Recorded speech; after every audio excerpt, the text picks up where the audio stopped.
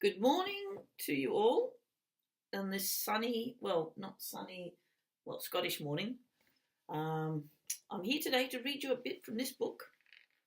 I'll just move that so you can see it. It's the first book.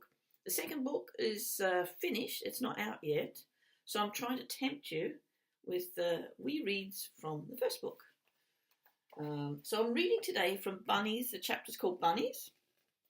And it's Mex, who's just arrived into Glasgow, and this is the first woman she gets to have a conversation with. So it's her first impression of a Glasgow lady. Probably not that accurate, but hopefully funny. An entrance is everything.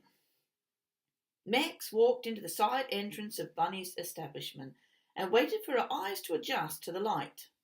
In its day, Bunny's establishment had been the sort of establishment where leather and whips didn't look out of place. It had been the sort of establishment that was open all night and looked shut during the day. It was the sort of establishment where someone looking like Mex could have earned a lot of money. But Mex had no idea about that sort of thing.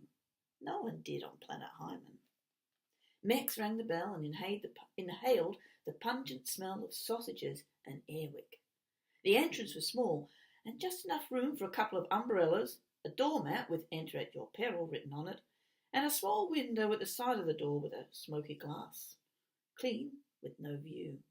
In fact, the whole entrance was spotless. A short, plump woman appeared from nowhere in an outfit that made getting out of the car almost pornographic. She had a ton of necklaces sitting on the sort of chest that got in the way of everything, including painting your nails. And as she walked, the necklaces bounced on her chest like balls on a bouncy castle. A memorising sight for many a man, despite her age.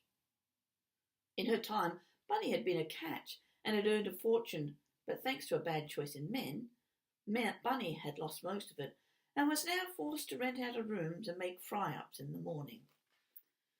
So I was inspired to write this scene. I was thinking about this morning, and actually it was from a Benny Hill sketch.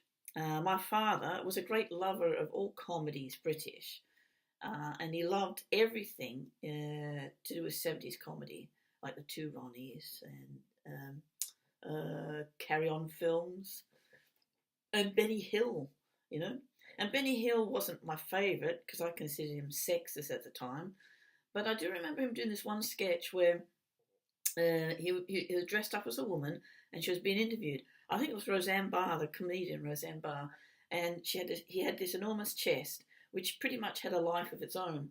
And actually what he said wasn't that funny, he just laughed a lot. But every time he laughed, the necklaces jingled. And I remember thinking that was pretty funny without even a good line. So that was the inspiration for Bunny. So Bunny does sort of develop in the book, and she becomes quite a lady, I think.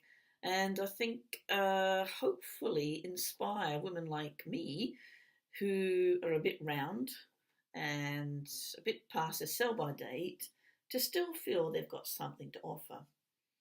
Anyway, until next time, till next reading, have a very good Sunday and happy reading.